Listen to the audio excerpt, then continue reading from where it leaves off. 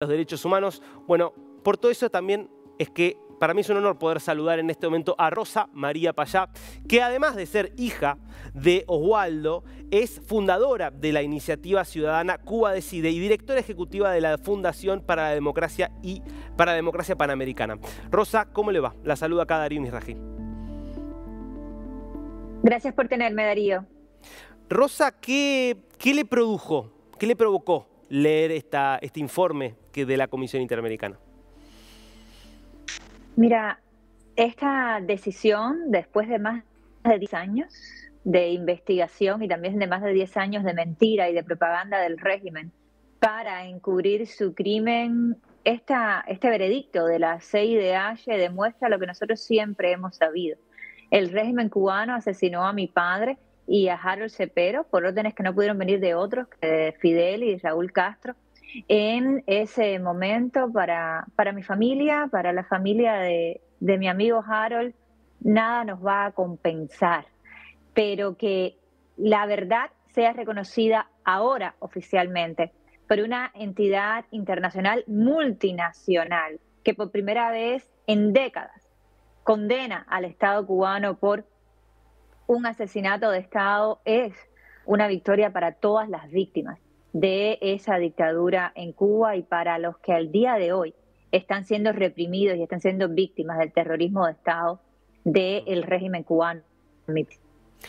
Rosa, ¿quién era Oswaldo Payá? ¿Qué le puede decir a alguien que quizás, por una cuestión de que ya pasaron 10 años de su muerte, pueda no saber o saber muy vagamente quién fue?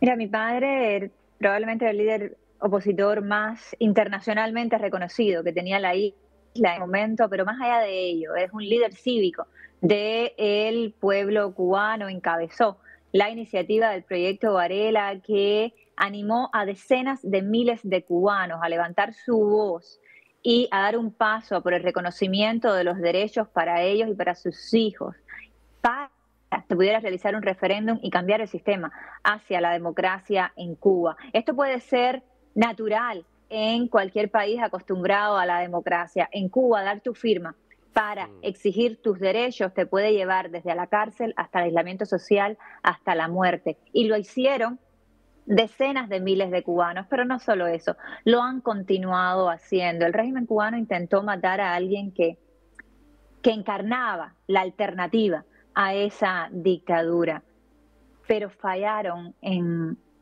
no poder asesinar su legado. Yo creo que el legado de mi padre, de Harold también, de muchos, sigue vivo en el pueblo cubano y lo hemos visto en las manifestaciones de los últimos 2 años, exigiendo libertad, exigiendo un cambio hacia la democracia, el símbolo del Movimiento Cristiano de Liberación, que es esta L, que ahora los cubanos alzan masivamente en las calles cuando reclaman libertad. Se ha multiplicado mucho más allá de la persona y del trabajo de mi padre, pero definitivamente es uno de sus frutos. Yo, como hablo también, es simplemente como su hija, ¿no? Como alguien a quien esa dictadura arrebató un padre maravilloso. No los quitaron a mis hermanos y a mí, a mi madre, como le quitaron al papá de Harold a su hijo y como le han quitado tantos hijos, tantos padres, tantas madres, hermanos, a muchos en mi país. Es hora de frenar la impunidad con la que el régimen continúa reprimiendo en Cuba y este informe, esta decisión le pone esa arma en las manos a los Estados miembros de la OEA. Esperemos que la usen. Rosa, ¿cómo fue crecer junto o siendo hija de Oswaldo Payá en un país donde claramente no se acepta la disidencia? Mira, en muchos sentidos ha sido el privilegio y el honor de mi vida. Yo recuerdo una infancia donde la existencia de agentes de la seguridad del Estado que te están vigilando, que están vigilando a tu padre, que van a todos los centros de estudio desde que eres niña, que visitaban a los maestros, que visitaban a los directores, que visitaban hasta a los padres de nuestros amigos para que nos se nos acercaran, que detenían a mi padre. Recuerdo esa sensación de persecución todo el tiempo y bueno, y luego lo que significó la persecución final y la denuncia del asesinato. Pero también recuerdo vivir en una casa donde la libertad era la regla. También recuerdo que mi padre nos animara a vivir como pensábamos en un mundo y en una sociedad que es una cárcel, ¿no? Recuerdo a mis hermanos y a mí, cómo nosotros pudimos escuchar en mi casa que nosotros podíamos decir lo que quisiéramos y después ya lidiaríamos con las consecuencias, mientras mis amigos en la escuela lo que escuchaban en casa es lo que escuchas en casa no lo puedes repetir en la escuela. Ese privilegio de poder vivir libres en medio de una cárcel, de tener acceso a una información y un conocimiento que no tenían la mayoría de los cubanos, eso se lo voy a agradecer siempre a mi familia. ¿Cómo fue o qué recuerda del momento de la muerte, cuando se entera, dónde estaba, cómo fue el proceso cuando empezaron a entender qué es lo que había pasado? Mira, un mes y medio antes había ocurrido otro atentado. El auto que en ese momento manejaba mi padre junto a mi madre lo habían igual golpeado por detrás y lo habían volcado en medio de una de las arterias más importantes de La Habana. En ese momento, providencialmente, no ocurrió lo peor, pero nosotros éramos conscientes de las amenazas con las que mi padre y por tanto nosotros vivíamos todo el tiempo, ¿no?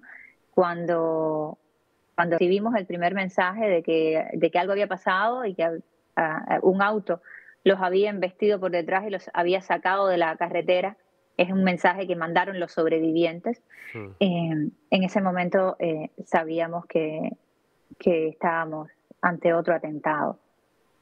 Y en cuanto supimos una hora después, en cuanto un policía respondió el teléfono de mi padre, supimos que lo habían matado. ¿Y cómo fue esa lucha de tantos años de denunciar en condiciones tan adversas que el propio Estado, que se supone en un país normal que debería investigar y proteger, era el que lo había matado?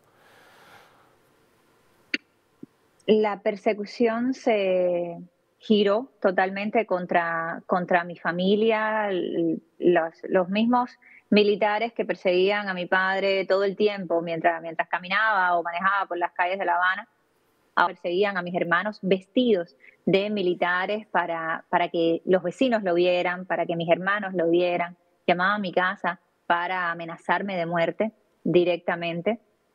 Intentaron infundir el pánico, ¿no? Que es al final lo que hace este Estado terrorista cuando comete un acto de terror como ese, ¿no? No es solamente contra mi padre, es contra todos los cubanos, porque es para infundir el pánico en todos los cubanos y especialmente en nuestra familia, básicamente para que hiciéramos silencio sobre el crimen. La persecución fue tan atroz que mi madre decidió salir al exilio.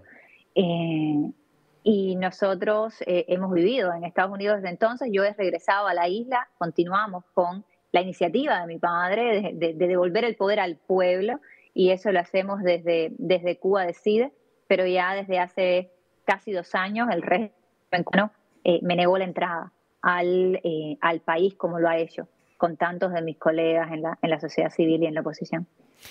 Rosa, sobre todo desde el 11J del 2021 emergió una nueva juventud que parece dispuesta nuevamente a enfrentar al régimen, a luchar por la libertad. Si tuviera que decir, bueno, ¿qué enseñanza de su padre darle a esa juventud o compartir con esa juventud, qué diría? Que el pueblo cubano está llamado a ser el protagonista de su propia historia.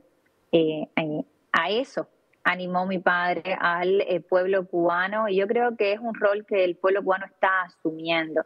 Las protestas que comenzaron en el verano del 2021 en realidad no han cesado, hubo más protestas en el 2022, de hecho hubo más de 3.000 protestas registradas en el 2022, continúan las protestas.